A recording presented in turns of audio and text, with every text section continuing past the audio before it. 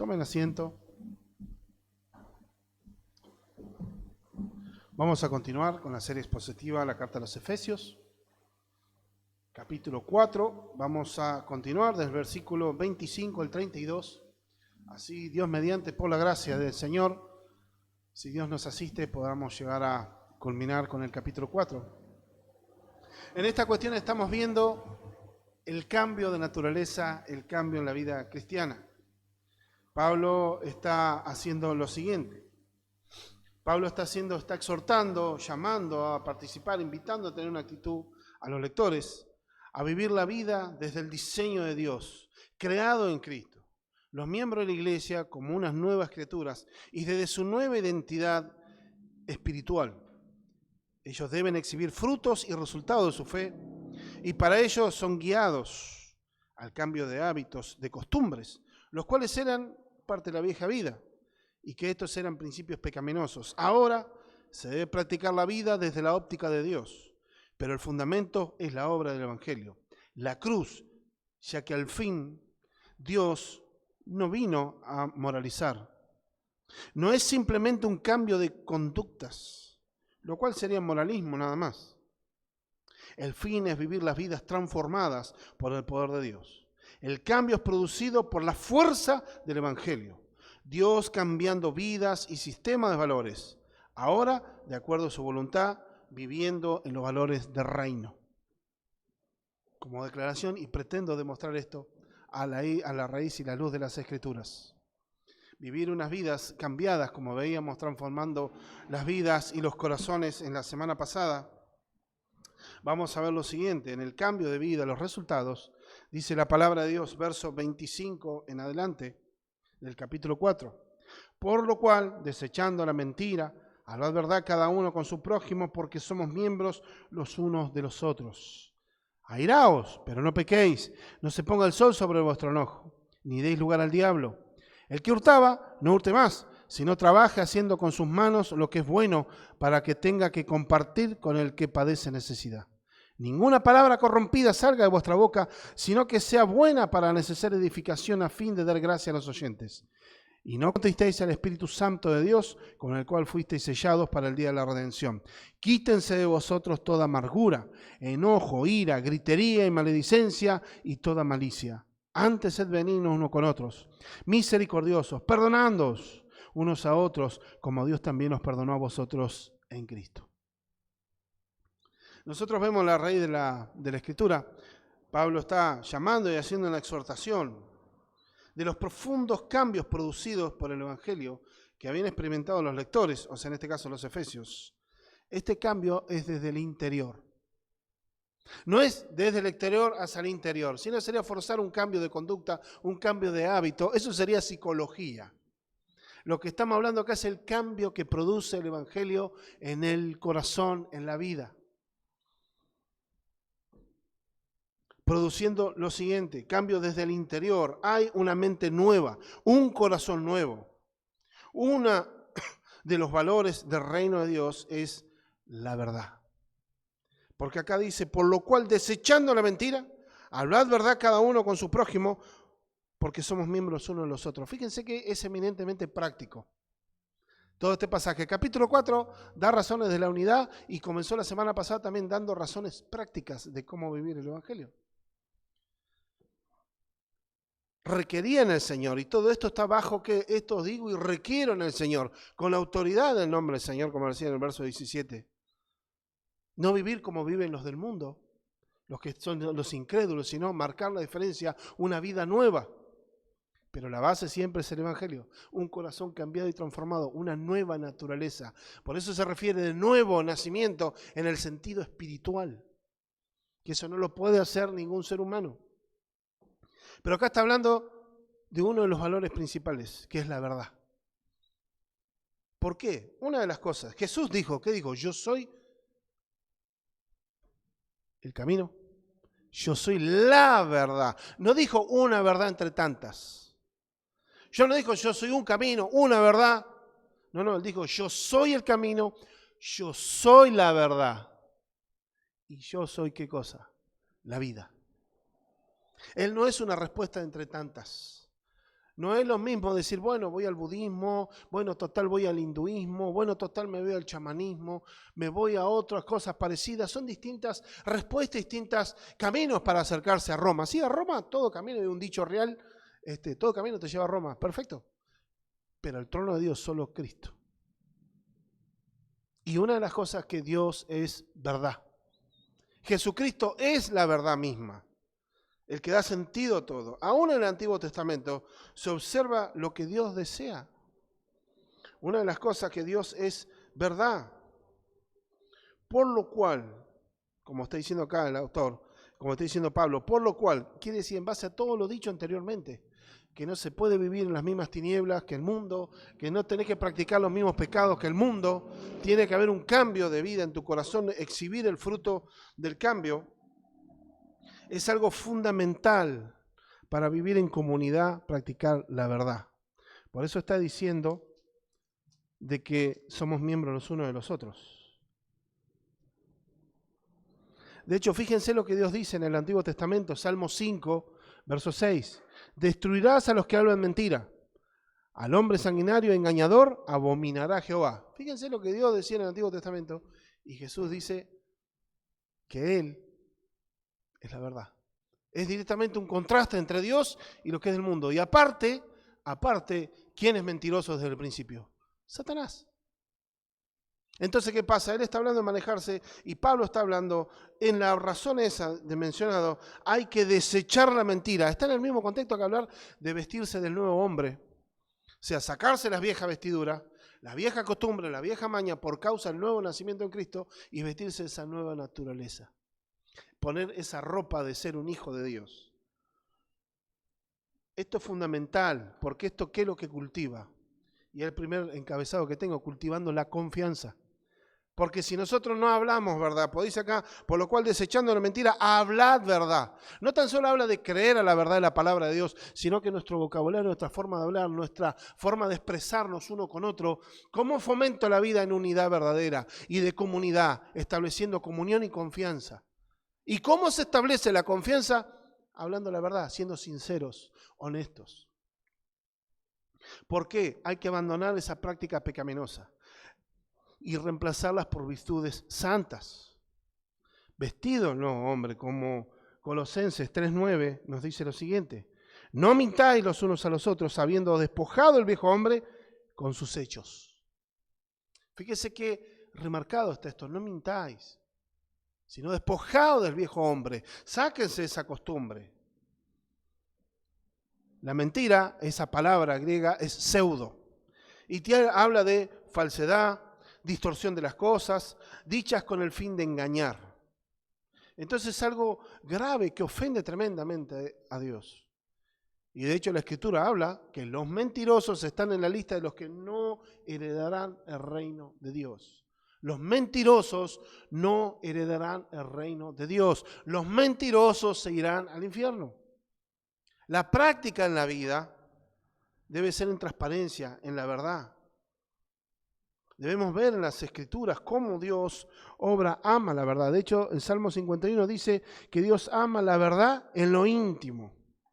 Y en lo secreto, dice el salmista, me has hecho entender sabiduría. Entonces nosotros podamos ver esa acción y ver cómo Dios ama la verdad. Dios es verdad, Dios es el Dios verdadero. Entonces nosotros no podemos mirar para otro lado y seguir en este hábito de mentir. Como dice el Salmo 58, verso 3, dice, se apartaron los impíos desde la matriz y descarriaron hablando mentira desde que nacen. Es algo natural. Yo miento para zafar de un problema, o miento para engañar. Alguno dice, bueno, pero hasta para jugar un juego, sí, pero después en la vida se hace un hábito. ¿Y hoy quién va a decir un pecado, la mentira? Nah, pero no está, es una mentira. Aparte le ponemos categoría, mentirita blanca o mentirita piadosa. Y no, el otro es una mentira grande, ¿no? Sí. Bueno, para Dios es exactamente lo mismo. Es una abominación que Dios tiene con eso. Traiciona al otro que puede confiar. Y esto incluye el mentir, el exagerar los hechos, añadir algo a lo verdadero, hacer trampas, promesas falsas, traición a una confidencia, presentando excusas falsas. No, llegué tarde porque vos sabés que el perro se chocó allá, estuvo el accidente. Hechos verídicos. He escuchado cada excusa a veces. No, tenía que venir a la reunión ese día, pero vos sabés que me olvidé que era ese día. En el trabajo. Venían el presidente ejecutivo de un hotel donde trabajaba yo, y venían a decir en ese momento que no pagaban los sueldos, porque se acuerdan en 2001 las Torres Gemelas, 11 de septiembre, ese día lamentable. Bueno, ese día vinieron los ejecutivos y no tenían el dinero para pagar los sueldos. ¿Y qué decían? Que no pudieron sacar las divisas porque las Torres Gemelas. ¿Qué tiene que ver? O sea, no, porque ellos encuadraban todo lo internacional. Les venía bien para llegar tarde a los trabajos. Y bueno, no, pero resulta que vos sabés que en vez de decir, bueno, me dormí. En otras latitudes, por ejemplo, como en Japón, ¿qué es lo que dice? No presentan excusa. ¿Sabe lo que dice? No, mire, la verdad, van y hablan con el ejecutivo, llegan tarde. ¿Qué le pasó? No, nada me pasó. ¿Llegó tarde? Sí, llegué tarde. ¿Qué tiene? No, tengo una gran vergüenza. Perdóneme, estoy avergonzado. Bueno, vaya y empieza a trabajar. No se presenta excusas. Nosotros los latinoamericanos somos mandados a hacer para eso. Yo tengo un pariente cercano mío, no sé cuántas veces mató a la abuela, al abuelo, a la mamá, al papá. Estaba en el servicio militar y como llegaba siempre tarde, algún pariente, hasta que por él lo engancharon porque había matado como 3 veces a la abuela. Entonces, pará. Pero si el mes pasado ya tu abuela había muerto, ¿qué? Y la otra abuela, bueno, y otra tercera abuela, ¿cuántas abuelas tenés? Es lamentable a veces creyentes presentando excusas. No digo que no haya razones verdaderas, por ejemplo, faltar al culto. Puede haber razones de peso y razones verdaderas, sí, pero después se escucha cada excusa flaca. Lo peor de todo que no es conmigo, o sea, no es el tema conmigo. Yo soy un ser humano, y si yo me doy cuenta que me estás mintiendo, lo que pasa es que uno a veces la deja pasar por misericordia, pero el tema es con Dios. Hablar verdad, habla Pablo, y eso está emulando un pasaje en el texto del libro del Antiguo Testamento de Zacarías, capítulo 8, verso 16, que cada uno hable verdad con su prójimo. ¿Por qué? Porque ¿cuál es la base? Somos miembros los unos de los otros.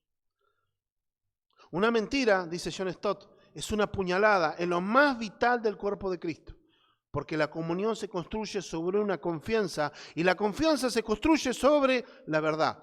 Por lo tanto, la falsedad va minando la comunión, mientras que la verdad la fortalece.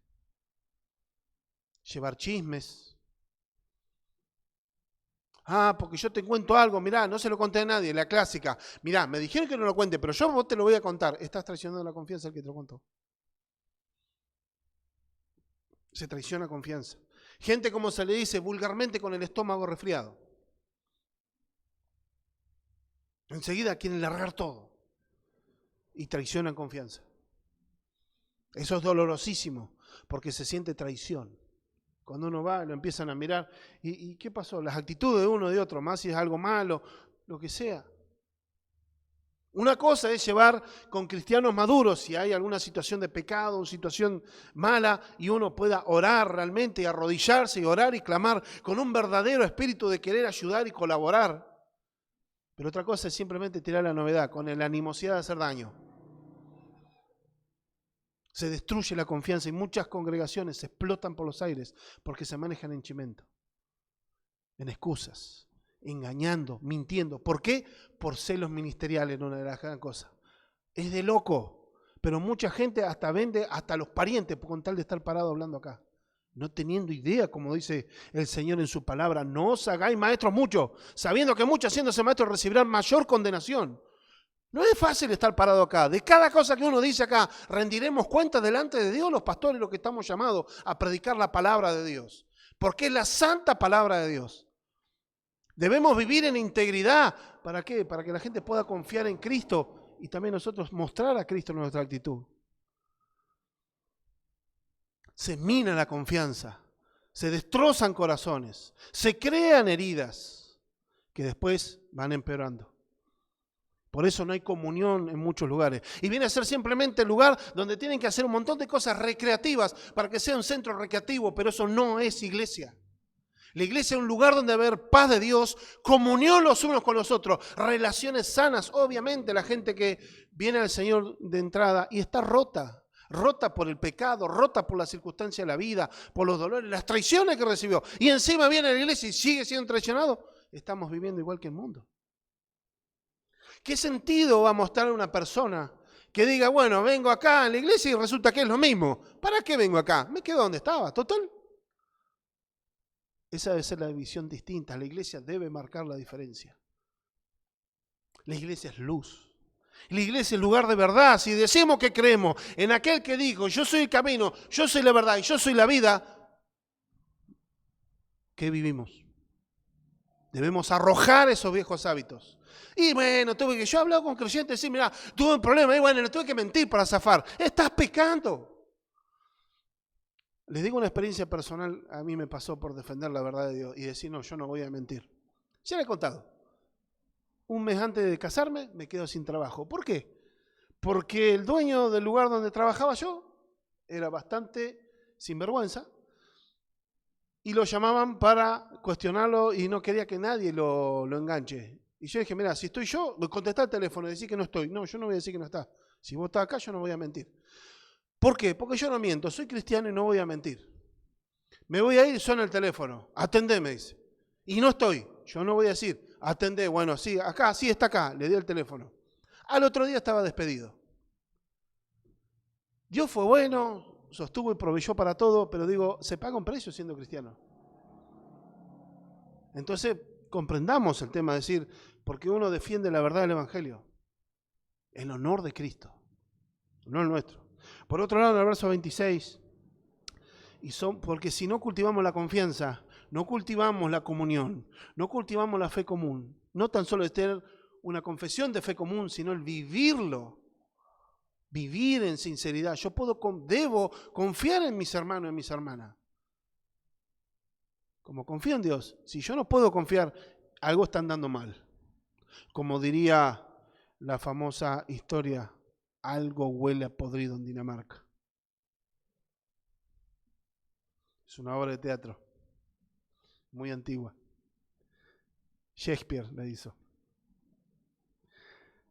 Por otro lado, el verso 26 dice, airaos pero no pequéis, no se ponga el sol sobre vuestro enojo. La ira. De hecho, acá vemos en la Escritura, está haciendo una advertencia contra el peligro de la ira. Este es un sentimiento que es peligroso. Por eso estoy diciendo, cuidado. Una de las cosas debemos aclarar que la ira por sí sola no es mala. La ira por sí sola no es mala. Es ver de dónde surge. ¿Por qué se produce esa ira? Es una indignación que uno tiene. ¿Por qué? Es según el origen. No está diciendo no se airen, dice, ¿qué es lo que dimos? Airaos, o sea, enójense. No está diciendo no se puede, no te enojes nunca. No está diciendo sea un apático y esté teniendo ese autocontrol, porque en algún momento te va a reventar, te da un pico de presión, un pico de estrés. El indignarse y el enojarse, según de qué cosa, tiene lugar. No está diciendo no te aires, pero dice no peques. Es según el origen. Sino que no pequen. Dios, es más, Dios mismo tiene ira. Esta ira es su indignación contra el pecado, que se levanta contra su justicia y su amor. Y ese amor no le permite ser apático. La apatía es no siente nada, está ahí, un muerto. Dios no es apático. ¿Por qué? Porque Dios ama, necesariamente tiene ira. Como si una persona ve que una persona mayor está maltratando a un niño, ¿cómo no te vas a indignar con eso? Te tiene que hervir la sangre. Si no, no tenés sangre en las venas. El asunto es cómo manejo yo esa ira. Dios tiene ira y vamos a hablar de la ira. Bien, vamos al libro de los Salmos. El Salmo, capítulo 7, verso 11. Fíjense la ira de Dios. Salmo 7:11. Dios es juez justo y Dios está airado contra el impío todos los días. Dios está airado con los impíos todos los días. ¿Quién es el impío? El incrédulo. Hay ira de Dios. Evangelio de Juan, capítulo 3. Evangelio de Juan, capítulo 3, verso 36. En el mismo contexto de Juan 3:16, de tal manera amó Dios al mundo que ha dado a su Hijo unigénito para que todo el que él crea no se pierda, mas tenga vida eterna. En el verso 36, el que cree en el Hijo tiene vida eterna, pero el que se rehúsa a creer en el Hijo no verá la vida, sino que la ira de Dios está sobre él. Y dice está. Es un presente continuo, no está diciendo estará, la va a recibir, está sobre él. O sea, Dios se indigna contra el pecado y pecadores, se indigna contra la injusticia. Pero acá tiene que haber una cierta adecuación. Un cristiano se debe indignar por lo mismo que Dios se indigna, por lo que está atacando el honor de Cristo, el honor del Evangelio. De hecho, ¿cómo se puede ver? Un cristiano se debe indignar con todas estas ideologías que están circulando. Las ideologías de género, los abortos. Uno se debe indignar con eso. Vendrán contra la eutanasia. Vendrán haciendo injusticia, falsos evangelios, idolatría, queriendo destruir la vida de los hijos, queriendo exigirles que tienen libertad 8, 9, 10, 11, 12 años para cambiarse, inclusive de hacer cambio de sexo, mutilando sus cuerpos. Uno se debe indignar con eso. Están atacando la imagen misma de Dios hecha en cada persona. Toda persona, por más pecador que sea, es portador de la imagen de Dios. Está rota, está destruida, sí, pero al fin y al cabo fue creado imagen y semejanza de Dios. Por lo cual una vida humana tiene dignidad en sí misma. Y cómo atacarla desde su concepción. Cambian las nomenclaturas, los nombres. En vez de decir aborto, asesino, que dicen interrupción legal del embarazo. Es un asesinato. Nada más que le cambian el nombre, lo suavizan e invisibilizan a ese ser que está en el vientre de su madre. Por la razón que sea. Pero es un ser humano. ¿Qué introducen? Mi cuerpo, mi decisión. Sí, tu cuerpo es tu decisión, pero que está ahí es otro cuerpo. Pecados tremendos. Indignarse contra aquello que atenta contra la justicia y se busca la verdad de Dios. Pero también es una emoción volátil y peligrosa. Por eso dice, no pequéis. Como dice el Salmo 4, está llamando a estar casi meditando antes de pecar, estar en el temor de Dios. Salmo 4, verso 4. Temblad y no pequéis, meditad en vuestro corazón, estando en vuestra cama y callad. Y fíjense una palabra que tiene ahí, Selah. ¿Qué es Selah? Selah viene a ser esa palabra como eso tenía que repetirse, porque los salmos son canciones, por eso vienen las salmodias. Entonces cuando se cantaba esa parte había que meditarla y como volverla a repetir y reflexionar en eso.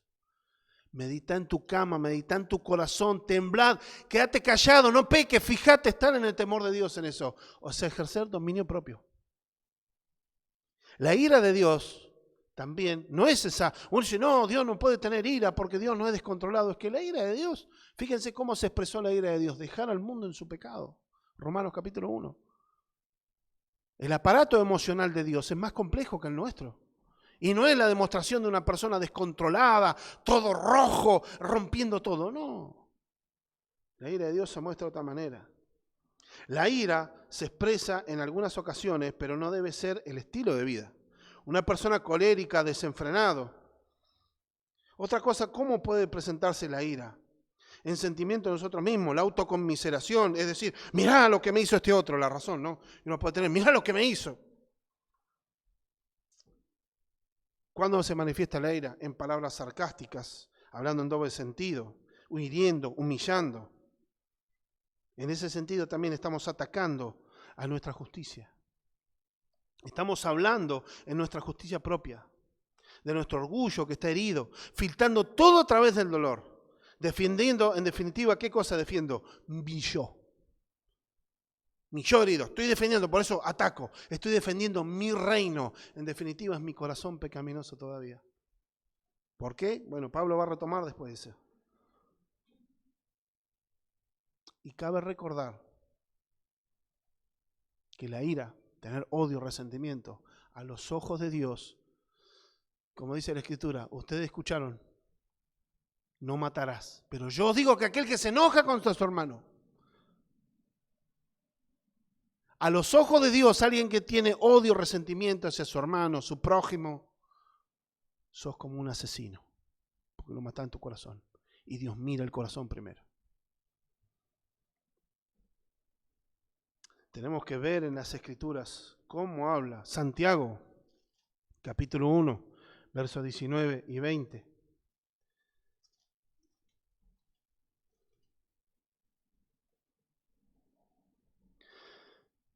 Por esto, mis amados hermanos, todo hombre sea pronto para oír y tardo para hablar, tardo para irarse, porque la ira del hombre no obra la justicia de Dios. Conlleva tener la paciencia, fruto del Espíritu Santo, paciencia, longanimidad. ¿Y qué es lo contrario? La ira desenfrenada, templanza. Comprendamos lo valioso que es cultivar. Hay un tiempo de permitir la ira, sí, es verdad. Pero también hay un tiempo que debe abordarse rápido, no se ponga el sol sobre vuestro enojo. Deuteronomio, capítulo 24, 15, no lo busque o ténganlo anotado. Es el tiempo establecido que tenía una persona para pagarle a los jornaleros, el final del día. Para todo judío el día terminaba en la caída del sol. Ese era el tiempo límite que tenía que pagar. Entonces Pablo está dando un tiempo, no de manera literal, pero que sí el tiempo que uno está enojado, tiene ira, o tuvo una disputa con alguien, abordarlo rápido. Buscar solucionar rápido el problema.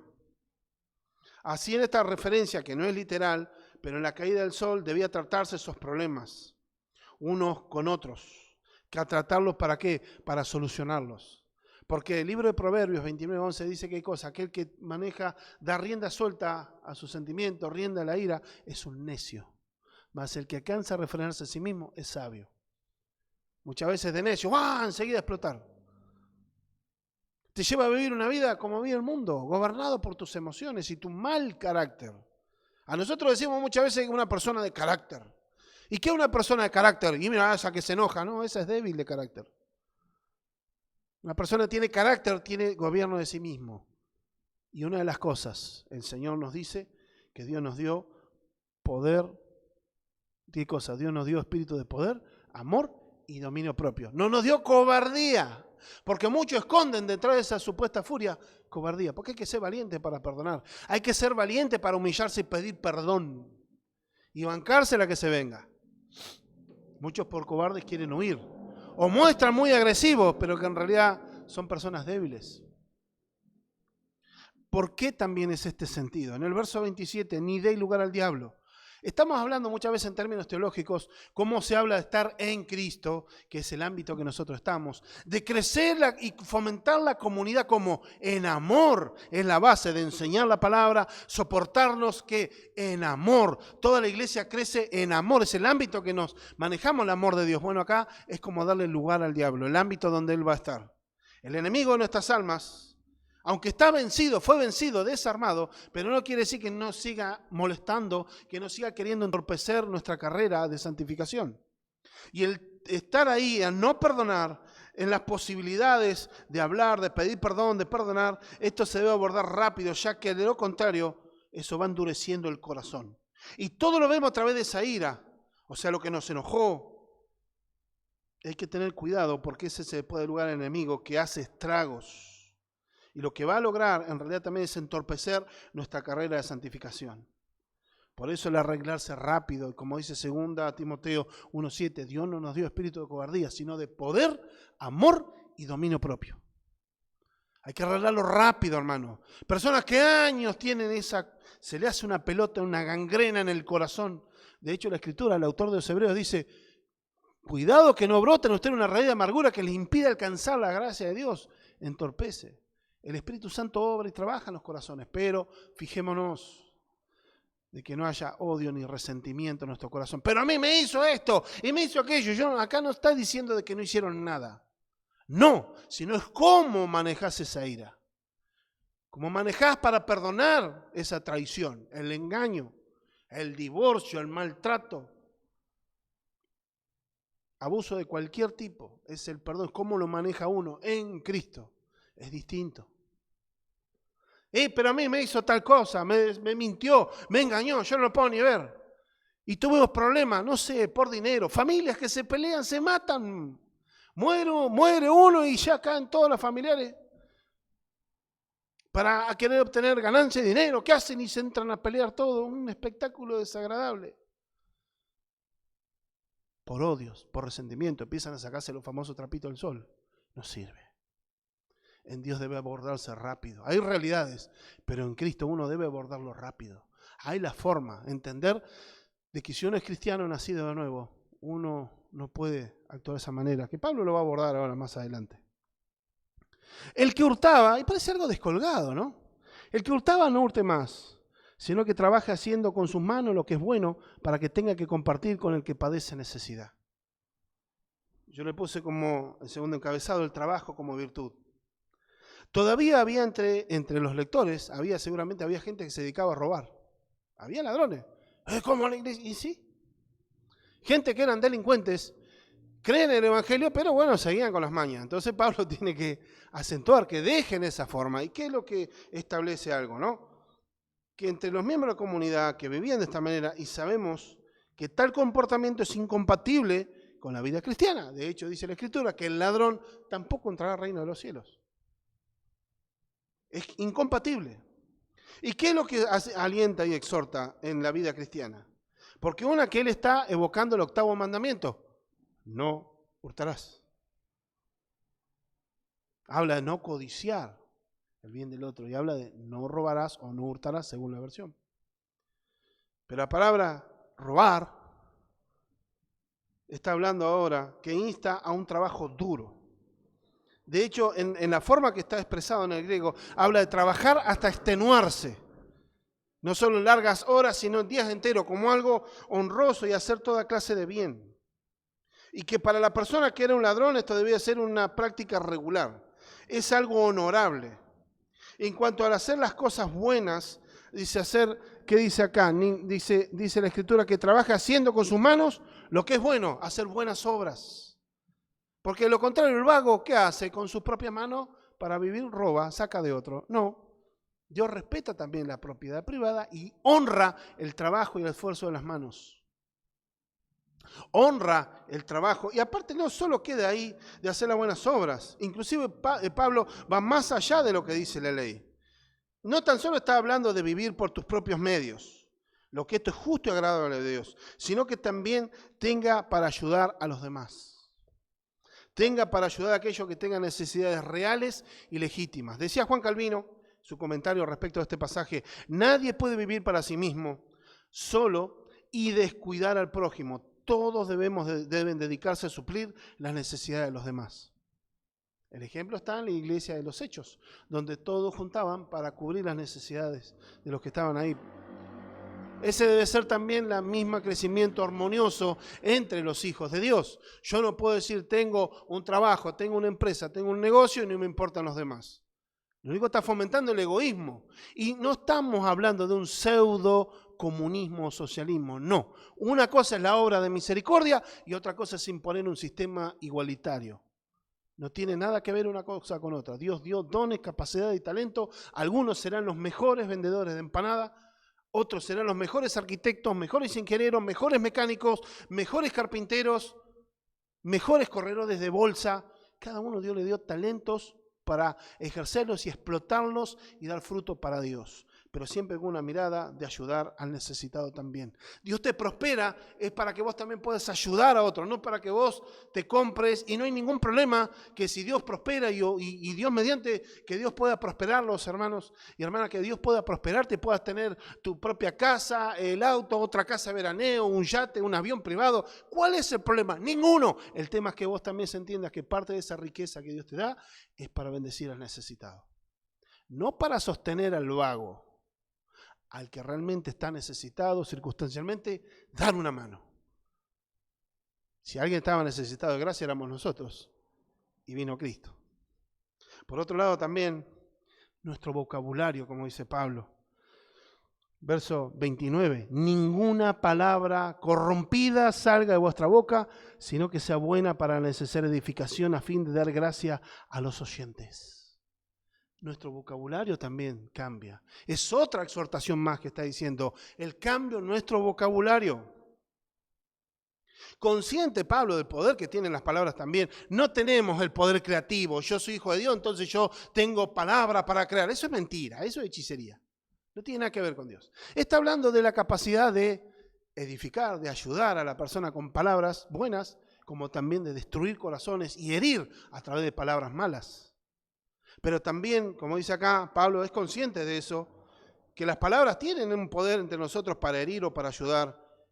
Y viendo lo que esto afecta en las relaciones, está hablando de la unión, la comunidad, está hablando de lo que esto afecta para fortalecerse y ayudarse mutuamente. Por eso habla de que no se haga ninguna, a fin de que la edificación. Acuérdense que nosotros somos un edificio en construcción. La iglesia todos los días está edificándose, los unos con los otros. Dice, una de las cosas, nuestra forma de hablar, que no salga ninguna palabra corrompida. Esta palabra corrompido tiene que ver con algo podrido, putrefacto, algo ofensivo, dañino. Habla de obscenidades, vulgaridades, etc. También puede incluir chismes, comentarios que sin necesidad pongan en duda la reputación de otro, ser hipercríticos. Esas son palabras corrompidas. Por ejemplo, a veces se tiene que ver, en otro lado ha pasado, y en otro momento soportar qué cosa. Hermanos, qué bueno, hermano, vengo a visitar al hermano, y vos sabés que la hermana Petra tiene tal problema, ¿no? Vos sabías, ¿no? Yo te digo nada más, para orar, hermana, pero vos fíjate que ella tiene este problema. Y fíjate que el marido de la hermana Pepa, y vos fíjate que el hermano Pepito. Y el pastor no, fíjate, no, está equivocado. Yo soy una pobre víctima que a mí me hirió el pastor, entonces ya te empieza a sembrar ira, enojo, división. Muchos actúan como hizo el hijo de David. Se paraba como juez de Israel en la puerta de la ciudad, decía, el rey no te va a atender, vení acá que yo te voy a palmear y te voy a dar todo lo que vos querés. Vení acá como chiquito caprichoso, yo te voy a dar lo que vos querés, basta que vos hagas lo que yo quiera. Les ganó el corazón y formó una rebelión en el reino. Esas divisiones se han armado en la iglesia. ¿Por qué? Porque no se ha atendido. ¿Cómo tiene que hacer la iglesia en ese sentido? Bueno, si vos tenés un chisme, un problema, mira, no lo quiero oír, no me interesa. No, pero es para orar, vos te das cuenta, no es para, no, hermano, entonces listo, vamos a arrodillarnos ya a orar y derramar lágrimas y esto queda acá. No, pero, vos hablás del hermano, bueno, vení acá. Pepito, fulanito, acá enfrente, bueno, ¿qué problema tienen ustedes? Y eso no lo soportan, pero eso es andar en luz.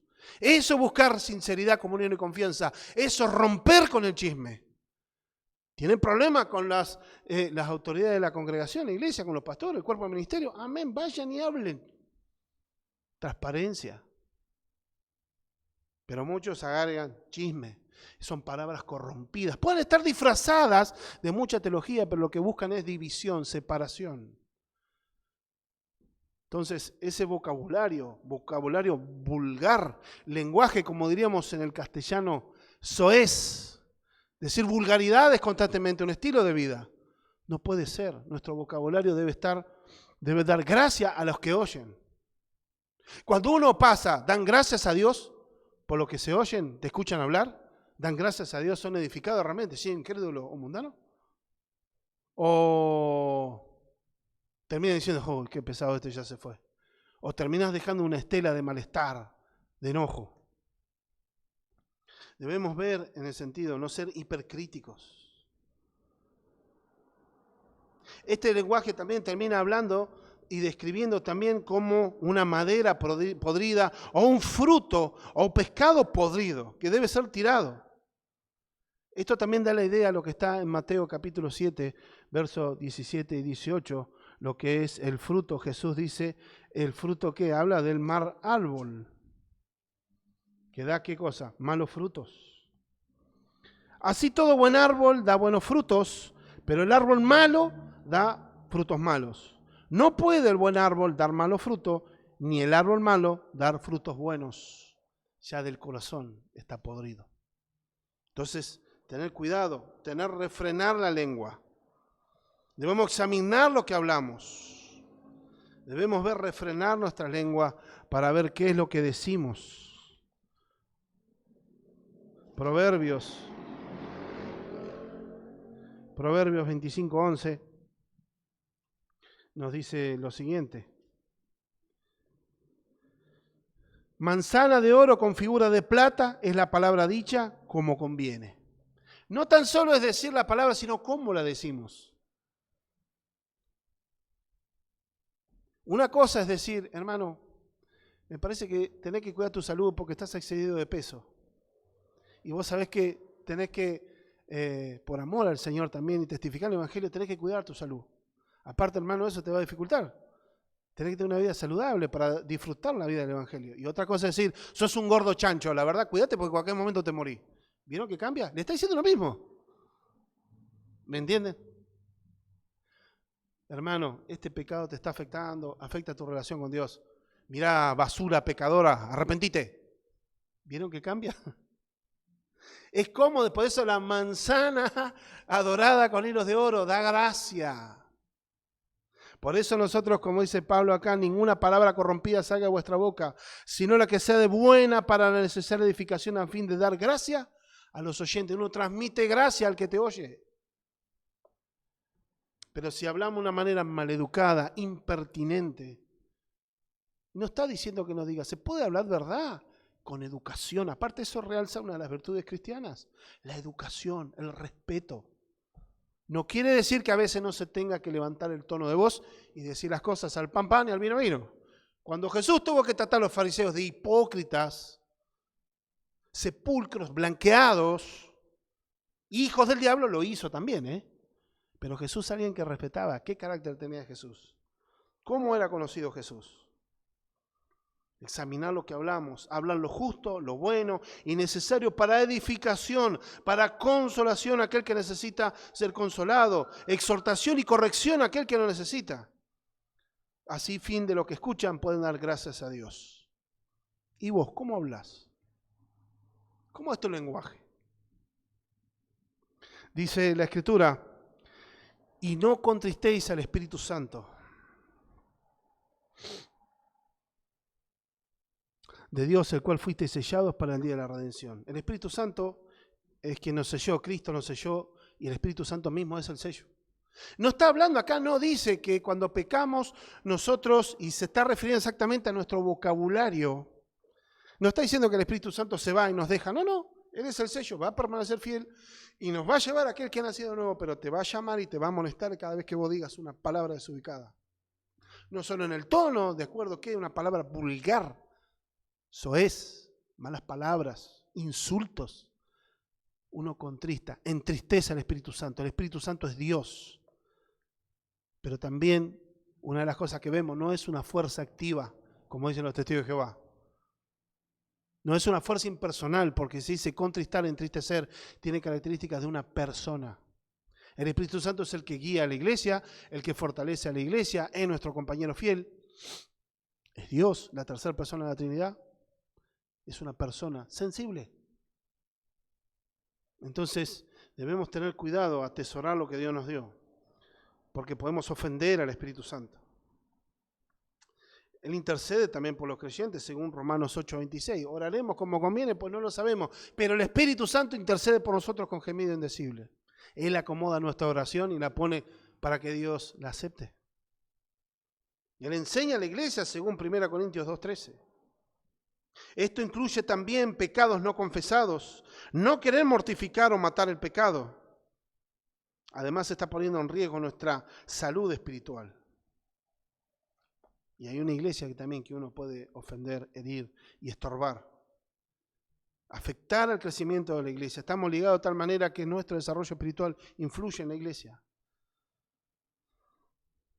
El Espíritu Santo es ofendido por una lengua sin control. Él se aflige por los pecados. Y esta es una gran exhortación para no seguir recreándonos en esos deseos pecaminosos, para no seguir recreándonos en nuestra vieja costumbre, sino ejercer dominio para agradar a aquel que nos salvó. Último exposición, quítense. ¿Qué es lo que dice acá? Quítense de vosotros toda amargura, enojo, ira, gritería, maledicencia y toda malicia. Antes de venir unos con otros, misericordiosos, perdonándonos unos a otros, como Dios también os perdonó a vosotros en Cristo. Quítense, está un imperativo, está dando una orden. Esto es una reacción que los incrédulos tienen ante los conflictos. Ira, enojo, gritería, pleito. Esto surge de corazones dañados, amargados, que están en tinieblas. Como dice el Señor, Mateo 5, verso 21 al 23, nos habla del enojo contra el hermano. Es una disposición hasta de hablar en una forma descontrolada, hiriente. Un autor, Lincoln, dice lo siguiente: la dureza de corazón que alberga resentimientos sobre el pasado, esto está hablando, la ira, la gritería, es un corazón endurecido que alberga, anida resentimiento del pasado. Personas que con una visión negativa y cínica de la vida hablan con un lenguaje agrio. La gritería es la discusión, se debe levantar la voz, el blasfemar, hablar mal de los otros. Inclusive peor todavía por detrás, por ende también es difamar, ir con malicia, la malicia que es la mala voluntad contra otro. Esto debe ser totalmente rechazado en la comunidad cristiana, erradicado eso. La animadversión, la mala intención contra el otro. Y habla al contrario, sino que ser benigno, o sea, ser amables, ser misericordiosos, perdonar según Dios. Aquel que diga que no puede perdonar, directamente no es un cristiano. No ha comprendido cuán pecador es y está yendo camino al infierno. Pero yo no lo puedo perdonar, no se lo merece, no lo voy a perdonar. Eso no has conocido la salvación de Dios. No entendiste cuán pecador sos. Cuánto fue necesario de que Dios tenga que hacerse carne y venir a morir en la muerte, en la peor muerte que había, pagando el precio por aquellos que eran culpables. Porque algunos se acercan a Dios creyéndose que son dignos, creyéndose de que ellos se lo merecen. Y por eso Él puede darse el lujo de odiar. Nunca has experimentado la gracia de Dios en el perdón, por eso no perdonás. Te crees sabio en tu propia justicia. El infierno te espera si pensás de esa manera. Pero hoy puede ser de salvación, que te arrepientas. Esos pecados rompen la comunión entre sí y manchan el honor de Cristo. El verdadero cristiano es como amable. Debe ser compasivo, capaz de perdonar cuando lo ofenden. El creyente debe mirar la cruz y emular la forma en que Dios impartió su perdón por gracia, porque no lo merecíamos. El perdón es por la gracia de Dios y esto debe ser un estilo de vida. Por eso el Señor nos dejó en el Sermón del Monte, en el capítulo 5 de Mateo, versos 43 y 44, diciendo lo siguiente: oíste que fue dicho, amarás a tu prójimo y aborrecerás a tu enemigo. Pero yo os digo, amad a vuestro enemigo, bendecid a los que os maldicen, haced bien a los que os aborrecen y orad por los que os ultrajan y os persiguen. ¿Qué dice el Señor? Romanos capítulo 13, que dice en adelante ahí que tenemos que tomar represalia por mano propia. No. ¿Qué es lo que dice el Señor? Romanos 12, sobre el final. No paguéis a nadie mal por mal, procurad lo bueno delante de todos los hombres. Si es posible, en cuanto depende de vosotros, estad en paz con todos los hombres. No os venguéis vosotros mismos, amados míos, sino dejad lugar a la ira de Dios, porque escrito está, mía es la venganza, yo pagaré, dice el Señor. Así que si tu enemigo tuviere hambre, dale de comer. Si tuviere sed, dale de beber. Pues haciendo esto, ascuas de fuego montonarás sobre él en su cabeza. No seas vencido de lo malo, sino vence con el bien el mal. Es contracultura, la cultura del Evangelio. Entonces, podamos ver esto. Observamos el carácter del Señor. Es dejar paso a un corazón cálido, tierno, imitando a quien nos perdonó.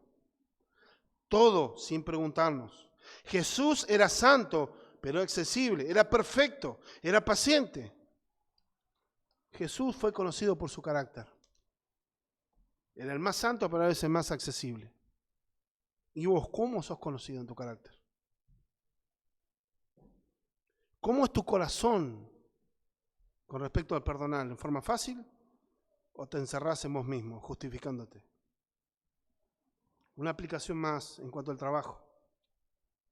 Esto también afecta el servicio en el ministerio, el servicio en el Señor, el testimonio como creyente, cómo tomamos el trabajo.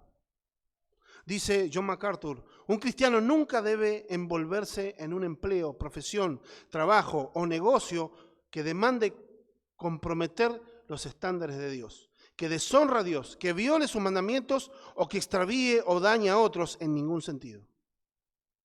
Y esto también incluye nuestra vida, nuestra relación con Dios. Se toman trabajos que terminan deshonrando el Evangelio, comprometiendo los estándares cristianos.